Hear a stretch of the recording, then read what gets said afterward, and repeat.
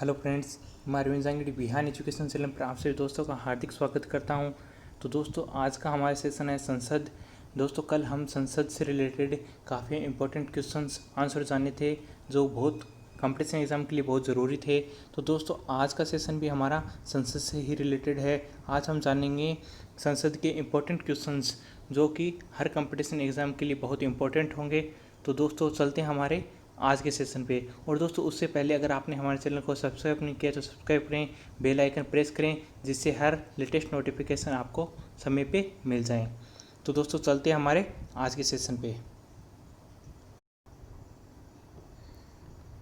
तो दोस्तों, आज के हमारे सेशन का पहला क्वेश्चन है, पहली लोकसभा का गठन कब हुआ था। तो दोस्तों, पहली जो लोकसभा का गठन हुआ था यह दोस्तों हुआ था 1952 में। ऑप्शन बी हमारा दोस्तों राइट आंसर हो जाएगा। 1952 में पहली लोकसभा का गठन हुआ था। तो दोस्तों, जो एक और इसी से रिलेटेड एक क्वेश्चन और है दोस्तों, जो काफ़ी बार एग्जाम में पूछा जाता है, आम चुनाव कब हुए थे। तो दोस्तों, प्रथम जो आम चुनाव हुए थे लोकसभा के वह हुए थे दोस्तों 25 अक्टूबर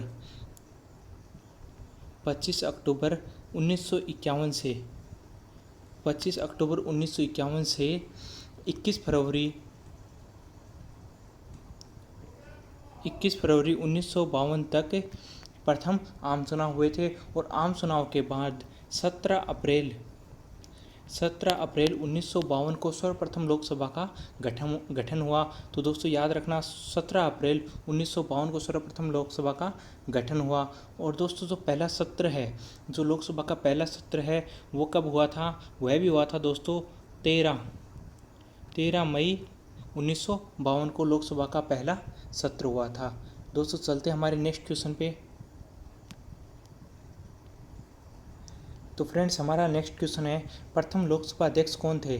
तो दोस्तों, प्रथम जो लोकसभा अध्यक्ष थे वह थे दोस्तों जीवी मावलंकर, गणेश वासुदेव मावलंकर। ऑप्शन ए हमारा राइट आंसर हो जाएगा। और यह दोस्तों यह रहे थे 15 मई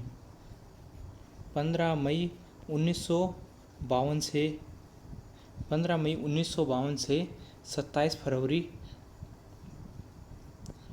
फरवरी 1956 तक प्रथम लोकसभा अध्यक्ष रहे थे। 15 मई 1952 से लेकर 27 फरवरी 1956 तक गणेश वासुदेव मावलंकर प्रथम लोकसभा अध्यक्ष रहे। और दोस्तों, बात करें अगर प्रथम उपाध्यक्ष की, तो दोस्तों प्रथम उपाध्यक्ष थे एम अनंत समानाम अयंगर ये प्रथम लोकसभा उपाध्यक्ष थे। और प्रथम लोकसभा अध्यक्ष गणेश वासुदेव मावलंकर। तो दोस्तों, चलते हैं हमारे नेक्स्ट क्वेश्चन पे। तो दोस्तों, नेक्स्ट हमारा क्वेश्चन है, वर्तमान लोकसभा अध्यक्ष कौन है। तो दोस्तों, वर्तमान लोकसभा अध्यक्ष ओम बिरला जी हैं। ऑप्शन बी हमारा राइट आंसर हो जाएगा। और दोस्तों, ये कब से हैं, यह है दोस्तों 19 जून 2019 से ये लोकसभा अध्यक्ष हैं। इनसे पहले थे दोस्तों सुमित्रा महाजन, इनसे पहले लोकसभा अध्यक्ष थे। और जो कि 17 जून 2019 तक उनका कार्यकाल था। उसके बाद 19 जून 2019 को ओम बिरला जी को लोकसभा अध्यक्ष बनाया गया। तो दोस्तों, चलते हैं हमारे नेक्स्ट क्वेश्चन पे। नेक्स्ट हमारा क्वेश्चन है दोस्तों, कोई व्यक्ति संसद का सदस्य नहीं बन सकता है। तो दोस्तों, कौन सदस्य नहीं बन सकता है संसद का। जो चुनाव खर्च और ब्यौरा समय पर देने में विफल रहा हो तो वह व्यक्ति संसद का सदस्य नहीं बन सकता। जो दिवालिया घोषित कर दिया गया हो वह भी व्यक्ति संसद का सदस्य नहीं बन सकता है।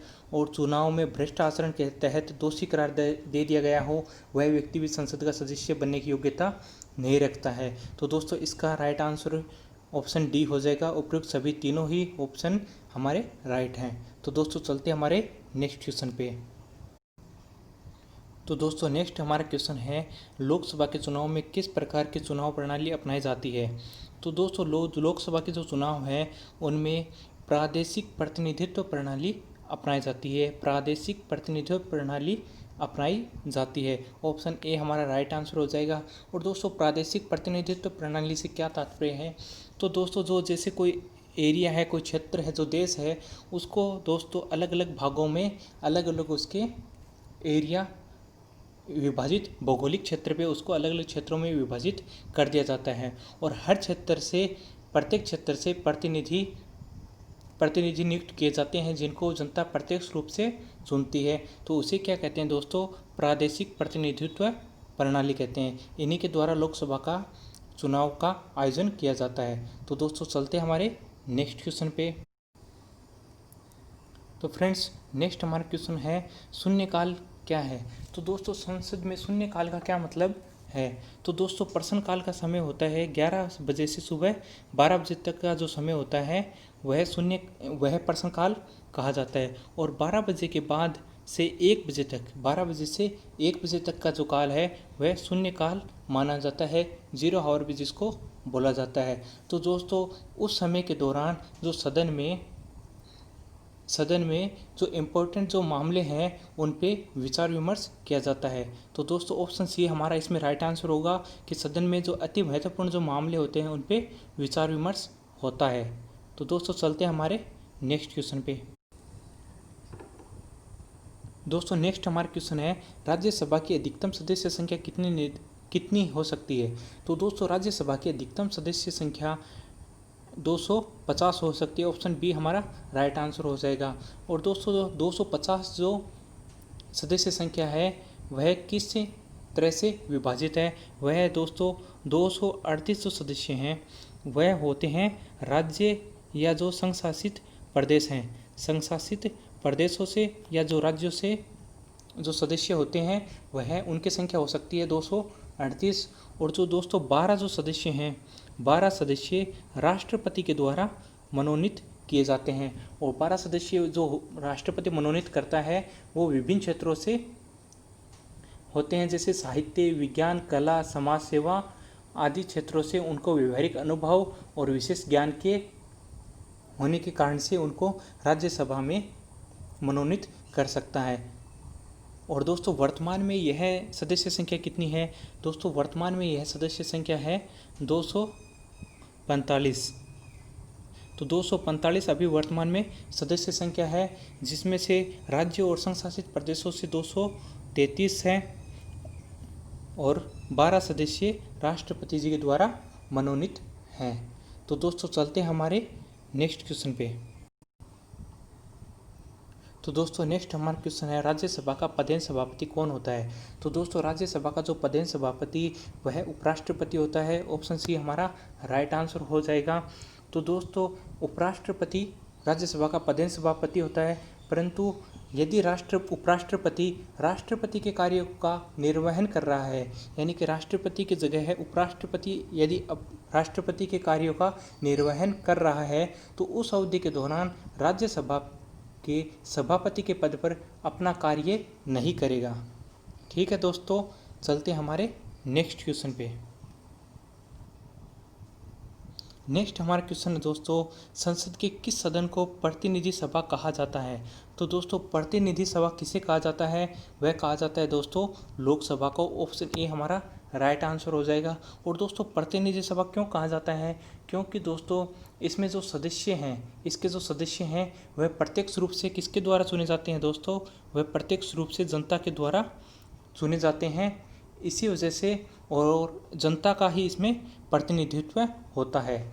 तो दोस्तों इसी वजह से इसको क्या कहते हैं, सदन को प्रतिनिधि सभा कहते हैं और इसे लोकप्रिय सदन के नाम से भी जाना जाता है। इसे लोकप्रिय सदन भी कहा जाता है और प्रतिनिधि सदन भी कहा जाता है। तो दोस्तों चलते हैं हमारे नेक्स्ट क्वेश्चन पे। नेक्स्ट हमारा क्वेश्चन है दोस्तों संसद के कितने सत्र होते हैं।